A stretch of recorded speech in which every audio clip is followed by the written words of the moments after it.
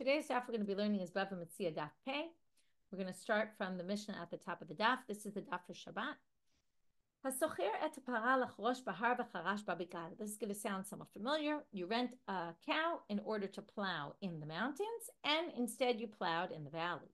If the plow broke, the implement you were using to plow with broke, patur, you're exempt, because the mountain is a much more hard, rocky terrain.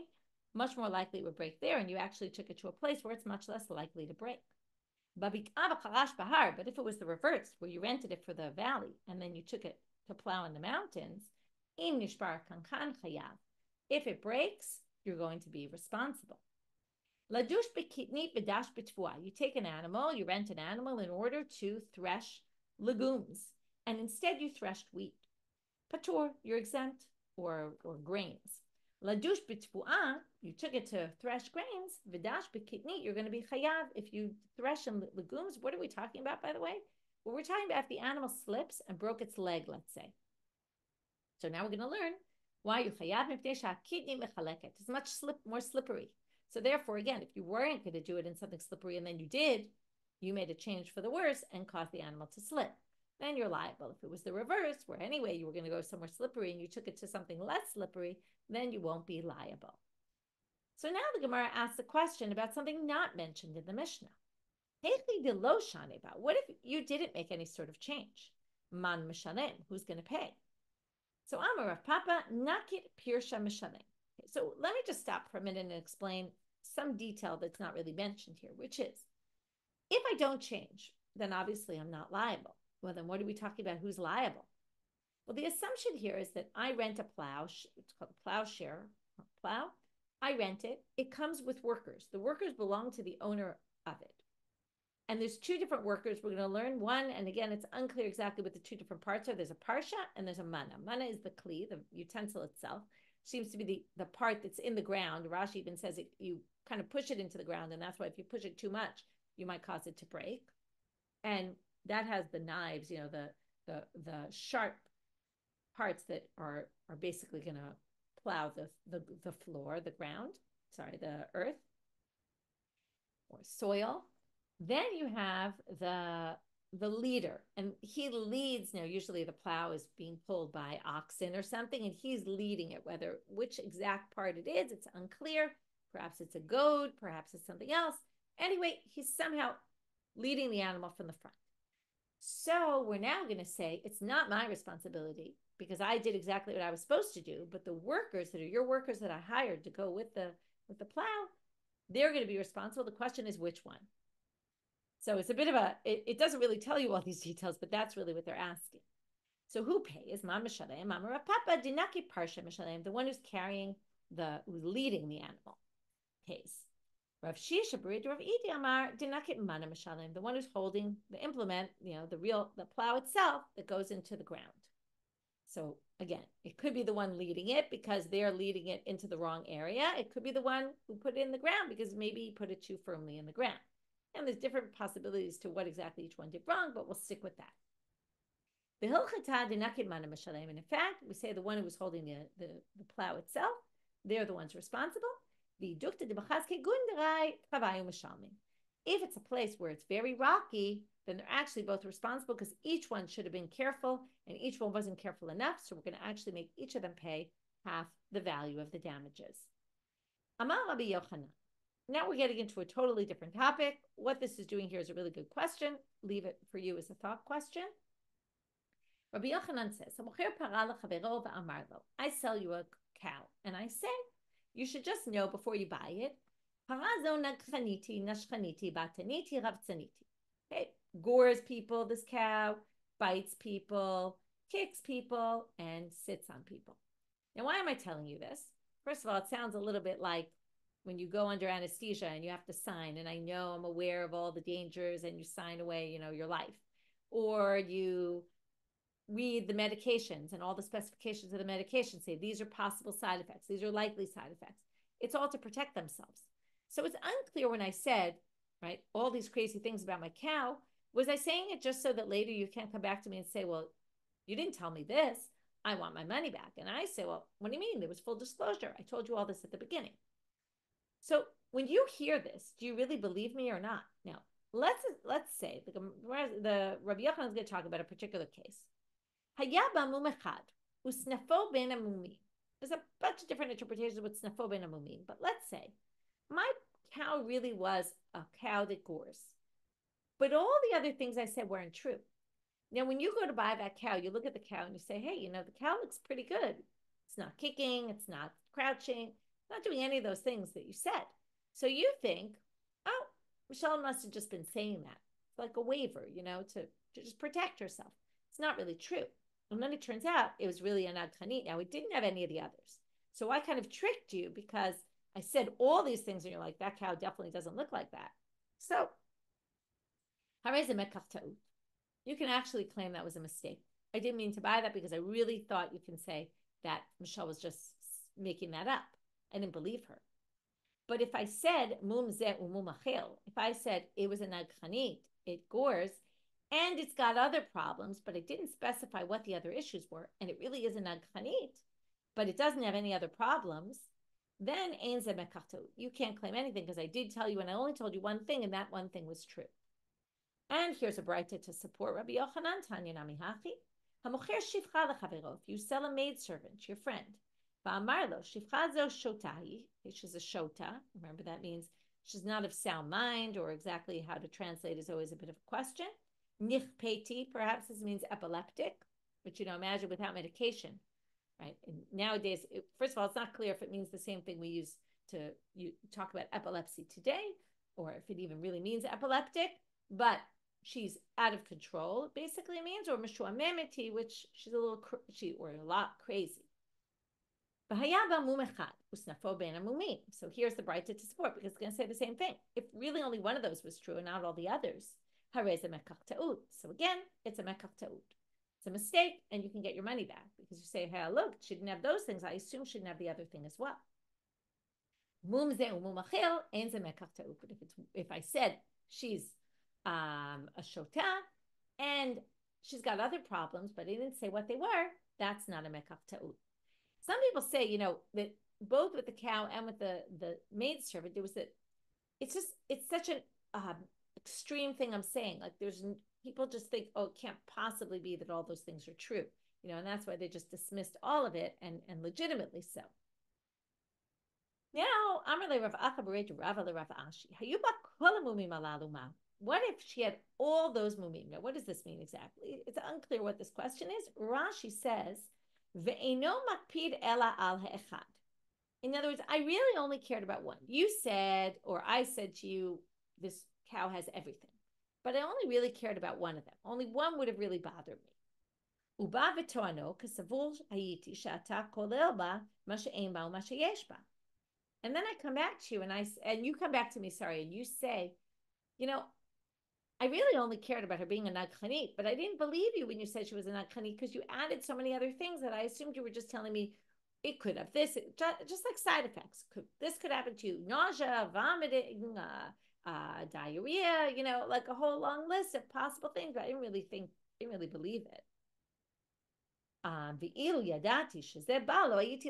there really is one thing. I can't take vomiting. So had I known it was vomiting, I definitely would never have taken this medication. But because I saw this whole long list, I didn't really think any of these things were really going to happen to me. That's kind of like the same idea here. I didn't really believe you that she had all those things. And it turns out she did, or the animal did. So what would be the situation?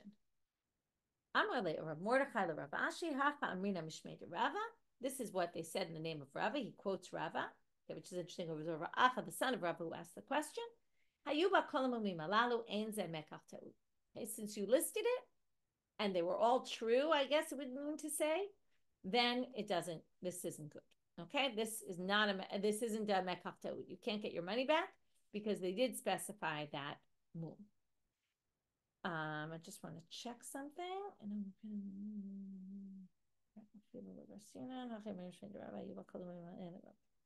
New Mishna.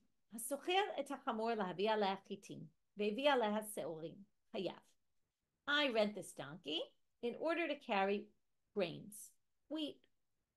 But I decided to put barley. Now we're going to learn that barley is lighter than wheat. and I brought the same amount of weight of barley, which ended up a larger volume. Chayav, I'm liable if the animal couldn't handle it. If it causes damage to the animal, I'm liable because I put more in volume. We're going to talk about this more as we go on. And I agreed to I rented it to put grains on it, and I ended up putting hay. Now, hay at the same weight is going to be a lot more volume. Again, I'm going to be chayav mipnei she'hanefach kasheh kemasui. Volume is difficult like weight. Now, what this means exactly, we're going to have a big debate, and there's actually going to be two versions of how to read this line. So we're going to hold off right now on really explaining it, and we're going to move on. Lavi letech chitim. Letech, we're going to learn a lot about different measurements today. And maybe I'll even start with, we're going to talk about kav, se'ah, letech, and kor. So let's get them straight.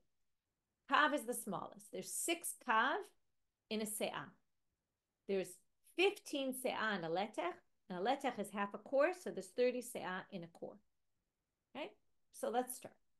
We're now going to say, if I agree to bring letech chitim, and I brought letech se'orim, I was going to bring 15 se'av chitim, and I brought 15 se'av se'orim, I'm patur. Why?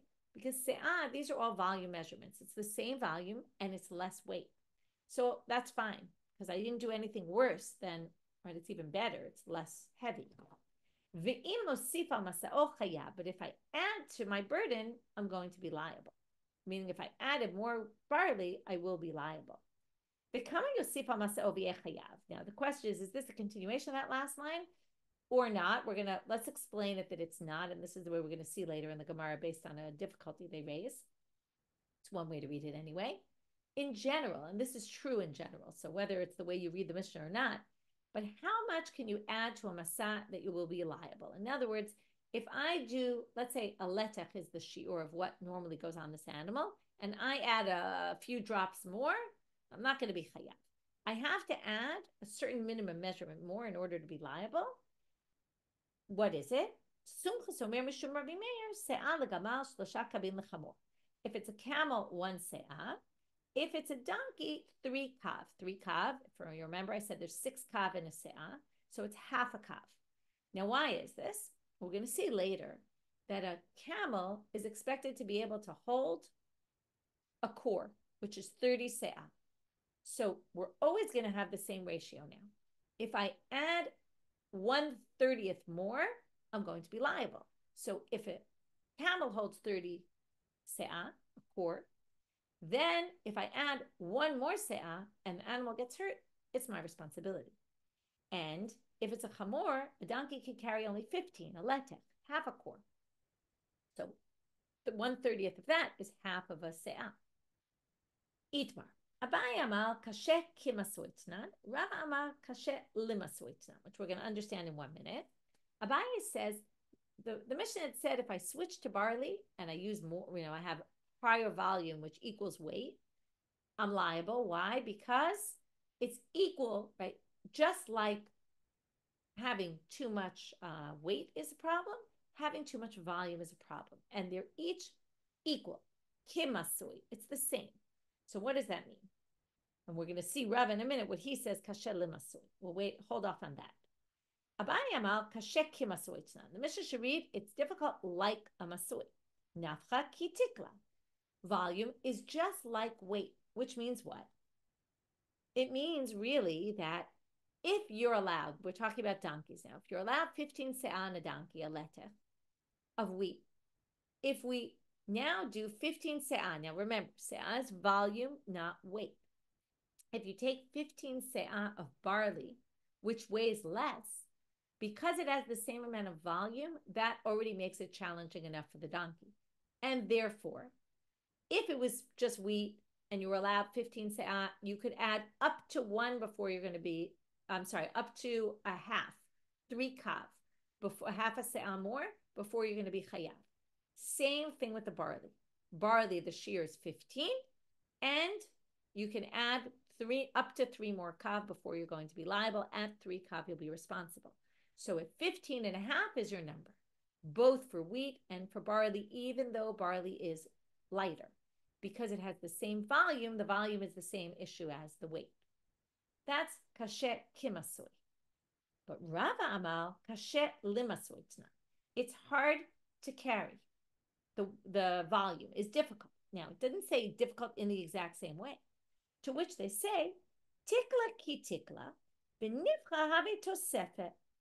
Weight is the weight, meaning the amount of weight you're allowed of wheat, which is the weight that's in this volume measurement of 15 se'ah, is equal to the same. In other words, if you can take 15 letech of wheat, you can take 16 letech of barley because, I'm sorry, not letech. A letech is 15. You can take 15 se'ah of wheat. You can take 16 se'ah of barley, meaning you can take barley in the same weight as the wheat. So that'll be at 16 se'ah. We're going to see that later, but I'll already tell you that. Well, which means, but now let's just go back. The wheat, 15 is allowed. Up to 15 and a half, though, you're not liable, right? Because 15 is the standard. You're allowed up to 1/30th more. But with the barley, since it's got a higher volume, that's already hard to carry. And therefore, that's the cutoff. Now, in a sense, it's saying you don't get 16 plus another 3 kav. But what it's saying is you do get a whole se'ah more than the 15 of the wheat. You get a whole se'ah more, but that's your maximum. At that amount, you max out. So basically, you're allowed to go up to, this is the way Rashi explains anyway, you're allowed to go up to the weight of this, have the same weight as the grains, as the wheat, but that's it. Okay? So instead of saying you get 15 and a half, you get 3 kav just like with the wheat, that's what Abaye said. According to Rava, you actually get a whole kav more than wheat. Okay? Because you get up to 16, but 16 is your cut. Now, the Ramban has a little bit of trouble with this because if you talk in wheat and barley, it makes a lot of sense because it's not such a huge difference. But if you're talking about hay, the tevin, you're going to have a big problem because you're going to have a huge amount of tevin until you get to the weight of the wheat. And that for sure is going to be over the volume that should be allowed and reasonable for this donkey to carry. So the Ramban has the difficulty with Rashi. It explains things differently, but we're going to stick with Rashi. Now we're going to bring difficulties or proofs for the sides. So the first one is a proof for Abaye, difficulty for Rava. It's none. Let's read our Mishnah. The Mishnah said, Lavi letech chitim vevi letech seorim patur. So, right, we said we were going to bring 15 letech of wheat, and you brought of barley, you're exempt. But if you add more, you're going to be chayav. Now, add what? We assume it said 15. If you add more, you'll be liable. What's the more? In terms of the 15, it's usually 1/30th more. My lav shloshet kabin, and what did we say? You actually have up to 16. You have a whole se'ah, not just 3 kav. To which they say, se'ah. No, what it meant is, if you add more, a se'ah more, then you'll be liable. So what do you mean? How could you read it that way? V'hala katani, and this is what I told you. We're going to reread this line later. It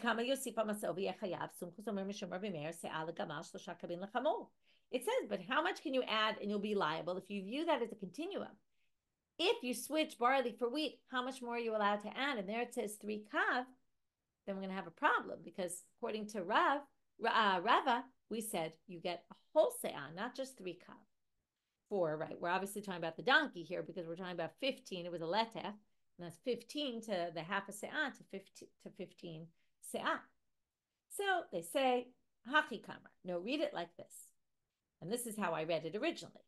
Heicha de lo shani, chitim vevi chitim, solim vevi solim, kama yosifa masel v'yechayav. That line, how much you add, is a general line about when you actually do what you're supposed to do, but just add more. In other words, you do the same item, but you just added more. And that's how we're going to read it, and then we're fine. Tashma, second source. This is going to be the reverse. We're going to prove Rava and try to go against Abaye, but again, we'll resolve it. Tashma, lavi letech chitim, vevi 16 seorim chayav. You're supposed to bring a letech of wheat, and you brought instead 16 seorim, you're going to be chayav, because remember, at 16 you max out. That's too much. Now it sounds like, but less than 16 it would be fine, which would prove Rava. Hashloshet kabin patul. So what are we going to answer here? How's Abaye going to explain this? Tirgama Abaye b'mechikta. This is a very difficult explanation, not difficult to understand, but difficult to really read it this way. They're saying, well, 16 kav of barley if you measure them flat. The assumption is that they measure them with what's called a godesh, a heaping, right? There's heaping tablespoons or tablespoons, right, when you're in a recipe. So they generally measure them as heaping. Now, if you do flat ones, 15 is going to, right, 15 and a half is going to be more like 16. And that's what they meant. A little difficult to accept that, but at least Abaye has some way of reading this Braita according to his interpretation.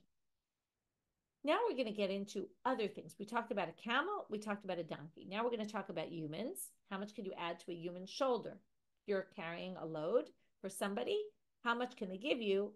And if they give you too much, they're going to be liable, right? People should try getting the army on this because the army causes all sorts by having people carry loads that are too heavy, right? People end up with back issues. Tanu Rabbanan, kav lekatif. So it's a kav for a shoulder. Now, again, the ratio is always going to be 1 in 30. That means a person, the natural load, the normal load of a person is 30 kav of, again, it's tricky because it's a volume, but we mean probably volume of wheat. Seems to be our one. 30 kav of wheat you can carry. One more is already too much. Adriv la'ariva. Okay, adriv is 15, the letech, it's 15 se'ah for a small boat. That means that a regular boat can hold, right, how much? 15 times, 50, sorry, a letech, it would be 30 letechs, which is 15 core. That's what a small boat could carry, and therefore a third of that is a letech, 30th. Or lisfina, 1 core for an average size boat, which means a regular size boat can carry 30 core of cargo. Shloshit kurin leborni gdola, and 3 core for a huge boat, because a huge boat could carry 90. So if we want to summarize all the things we saw, okay, how much is too much for a person? 1 kav. Right, and a normal person holds 30 kav. For a donkey, it's 3 kav is too much more. For a camel, it's 6 kav or 1 se'ah. For a small ship, it's 15 se'ah. For a large ship, for an average ship, it's 30. For a large ship, I'm sorry, for an average one, it's a core, right, 30 se'ah. And for a large ship, it's shloshet korim, which is 30 se'ah. Okay? I'm sorry, not 30, 90 se'ah. So those are just different. That's just a summary of everything we've seen in this section. Amar. Now we're going to go back to the human. And now we're going to get into a really tight question we asked about Kama when we learned about all the sugyot about people are always responsible for their actions. Adam mu'ad olam. Kav lekatef. So it says one more kav, and I can already make you responsible for the fact that you gave me too heavy a load. Well, in ita de lo matzeba, bardatu, lishtie. If you give me something de lo matzeba that I can't handle, well, I'm a bardat. I'm not like an animal or a boat that can't talk or, comment back and say, hey, this is too much. But I'm a human. I know what's right and what's wrong. Lishtie. It should be my responsibility to throw it off. In other words, before my back breaks, say, hey, this is too heavy. I can't do this. So why are you responsible if I should theoretically? Now, it's not like you're not responsible, but I'm almost more responsible. It's almost like saying, if I ask you to sin for me, right? You have your own mind. You know I shouldn't sin. So you know I shouldn't carry this load. Why did you carry it? To which Abaye answers, Amar Abaye, first answer is, maybe it's that as soon as I put it on my back broke. And I didn't even have a chance to realize it was too heavy. Rava Amar, second answer, even if I didn't take it off immediately, what this is meant to say, these numbers, is that if what's the going rate? The average, right, a schlepper can schlep X amount. That's the average. And you pay them X for that. But if they schlep more than that, then they can get paid more because it's a very heavy job. So that's why we needed this amount, not necessarily for damages. Rav Ashi, third answer, could say, Amar hu savor choshu dinakitle. When I picked it up, I didn't realize that it was more than the going rate. It was just that I thought maybe I'm just tired today and it's harder for me to lift it. But I didn't realize it was beyond the weight. But you, as the person giving it to me, should have weighed it and made sure that it wasn't too heavy. Now we're going to the boat. Kor l'sfina shloshet korin leborni gdola. Amar Papa Shmamina, Stam Sfino, Bat Latin Korean. From here, we learn the average boat is 30 core, as I said before, because 1 core to 30. L'mayin afkamina, what's the relevance? L'mekachumem kar. If I buy a small boat, and then, an average boat, and I didn't specify how big I wanted the boat, and then it turns out it couldn't even carry 30 core of cargo, I can complain and say, hey, an average boat carries 30, and therefore give me a different boat. This isn't the kind of boat I was looking for. New Mishnah, moving on to a new topic. And this Mishnah really jumps from topic to topic, although it's all having to do with level of responsibility of someone else's items. We're back to shomrim. Kol umanim shomrei sacharhin. Anyone who's a craftsman, or has a job that is to fix something, like you take a car to a garage. It's a good example for all this. Shomrei sacharhin. While the car is in your garage, you have to watch it like a shomer sachar. If it gets stolen from there, it's your responsibility, not mine. Why? Because you're getting paid to do a job. V'kulan she'amru, but when does your responsibility of a shomer sachar end? As soon as you say tolet shalcha, come get your car, v'havei ma'ot, and at some point you can pay me the money. Now this is different. Nowadays, bring it to a garage. The garage says, well, pay me the money and I'll give you your car. But if they don't say that, now if they say that, then they're benefiting still from having the car there, because they know until you pay, you won't get the car back. So they know that they're going to get paid from you because they have the car. But if they say, come pick up your car and at some point you can pay me, then the car is doing them no benefit by being there, in which case they're no longer a shomer sachar. And if it gets stolen from there, you're not responsible. They're not responsible to return it to you. Shomer chinam. So then you're a shomer chinam. Shmor liva, shmor lecha. If I say, watch this for me, and you watch this for me, and I'll watch something for you, that's a shomer sachar, because I'm gaining benefit from the fact that you're watching my item. I'm watching your item. I'm gaining benefit because you're watching mine. Shmor li, v'amar lo hanach lefanai. I say, watch my item, and you say, put it down in front of me, and I do. From that moment, there's a totally different issue. I'm a shomer chinam. As soon as I put it down, since you said put it down, from the moment I put it down, you're responsible even if you haven't done any sort of kinyan, acquiring of it by pulling it. Hilveo alamashko. I loan you money, you give me something as collateral, your watch. What's my level of responsibility? Shomer sachar. Why? What am I gaining from the loan? Good question. Rashi says I'm gaining because I'm doing a mitzvah. Okay? I'm gaining a mitzvah. That's already a gain. Some people say, why are you gaining a mitzvah? Well, why is it gaining a mitzvah? While I'm dealing with your mashkon, which has to do with the mitzvah that I did, I'm actually patur from another mitzvah, and that could exempt me from giving charity at the door, for example. So that could save me money, and that is benefit. Perhaps it's that, perhaps it's benefit, in a different way, not monetary benefit. Rabbi Yehuda doesn't agree with this. Rabbi Yehuda says, no. If I loan you money, shomer chinam, you're not getting anything. I'm not getting anything from loaning you the money. I'm a shomer chinam. I'm watching it for free. Therefore, again, I'm not liable for theft. But for your mashko, but hilveu perot shomer sachar. But if I loaned you fruit, that's actually to my benefit. Why? Because if I leave them in my house, they'll rot. I don't have enough people to eat all those fruits. So when I loan them to you, you're going to eat them and you're going to return me new ones. So I'm actually gaining from this loan. And therefore, I'm a shomer sachar on the collateral. Another topic, also connected with the mashkon, with collateral. If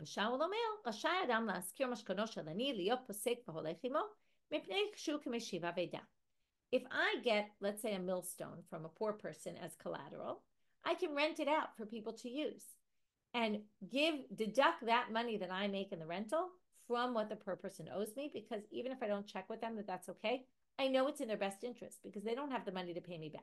And if they could pay it back in this way, it's benefiting them. And I basically took it away from them. I took away from them the ability to rent it out because I took it as collateral, so I can do that. Now we're going to go to one major thing in this Mishnah for right now, for today. Lema manitin deloka Rabbi Meir. Can we say our Mishnah is not like Rabbi Meir, which would be a problem, not a major problem, but somewhat of a problem, because usually a Stam Mishnah matches Rabbi Meir. And Rabbi Meir has a famous machloket with Rabbi Yehuda. Ditanya. So here ketzad mishalem. Rabbi Meir omer kashomer chinam. Rabbi Yehuda omer kashomer sachar. How does a renter pay? How does a renter, what's the level of responsibility of a renter? Someone who rents an item. Remember, it doesn't say so in the Torah. We talked about this in the 3rd chapter. Rabbi Meir says it's like you're watching something for free, because while the renter gets benefit from the item, but the shomrim chinam doesn't, but the renter has to pay for that benefit. So it's kind of, it neutralizes itself, and he's like a shomer chinam. Rabbi Yehuda says he's like a shomer sachar because he really benefits from it. And therefore, just like the shomer sachar benefits, also the socher benefits. Now, what does this have to do with our Mishnah? It's a good question. Our Mishnah is talking about an uman. An uman is not a socher. But we're going to treat the uman similar to a socher. We're going to assume that if an uman is a shomer sachar, because the uman benefits from the item in a similar way, not exactly, to the way the socher benefits from the item, right? The socher gets benefit because the socher rents the item and can use it. And the uman gets benefit because they get to make money off of it. So in a sense, they're similar. One could argue, but in a sense, they're similar. And therefore, the Gemara views these as the same, and therefore says, Rabbi Meir says, shomer chinam. And the Mishnah says, uman is the shomer sachar. So how do we explain this? We're going to have two attempts that are going to fail, and then we'll have two attempts that remain. Afilu tema Rabbi Meir. You could explain it like Rabbi Meir.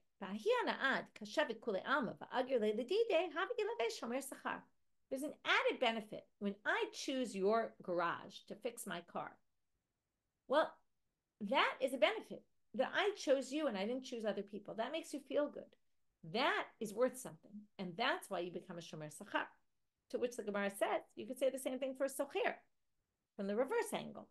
Ihachi socher nami. If I rent your millstone, you rent it out to me, I could say, I'm benefiting from what? The fact that you chose to give it to me and didn't, that all the time I was renting it, somebody else wasn't, you chose me.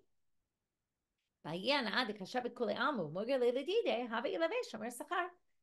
that same token, the benefit I get from you choosing me over everyone else in the world to rent it out to, that's also a benefit that makes me feel good.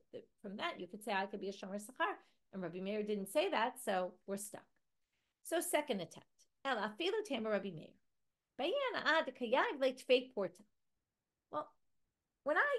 we all know this. You go to a car garage, they always overcharge you. It's just what happens. Craftsmen, workers like this, they can always overcharge because they know you're dependent on them. And basically, from the extra money they're getting beyond what their actual labor costs, okay, right? The cost of me working is X, but I'm going to charge you more than that. So there's that added benefit. That's what makes them a shomer sachar.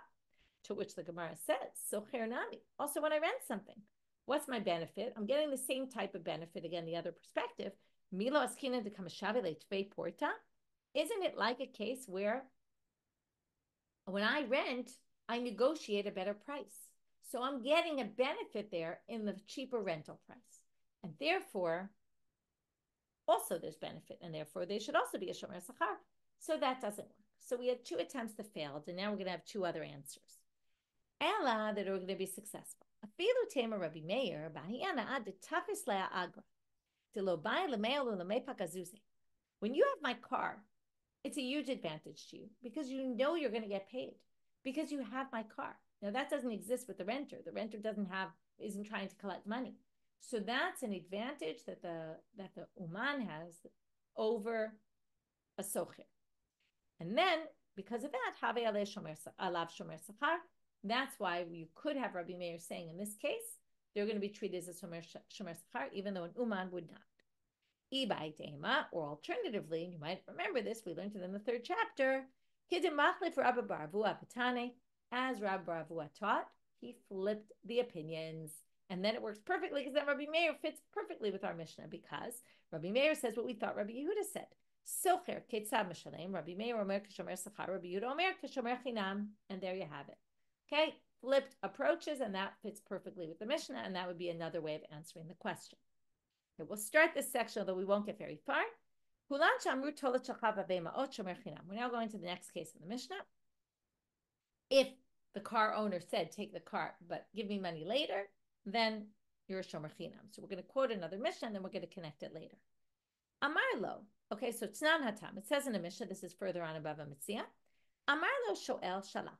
I want to borrow something, and I say to you, go send the item I want to borrow with a messenger. Vishilcha, and you send it. Vameta, and the animal dies on the way. I never even got to borrow it. Chayav, I'm already responsible because I sent the shaliach to pick it up. I said, send it to me. I already become responsible at that point. And when I decide to return it to you, and you send a messenger to come get it, when I give it to your messenger, I'm already not responsible. Okay, that's the first part. We'll wait with Rafa and Bar Papa, and what he quotes in the name of Rav Chisda, and we'll save that for next class. So let's do a review.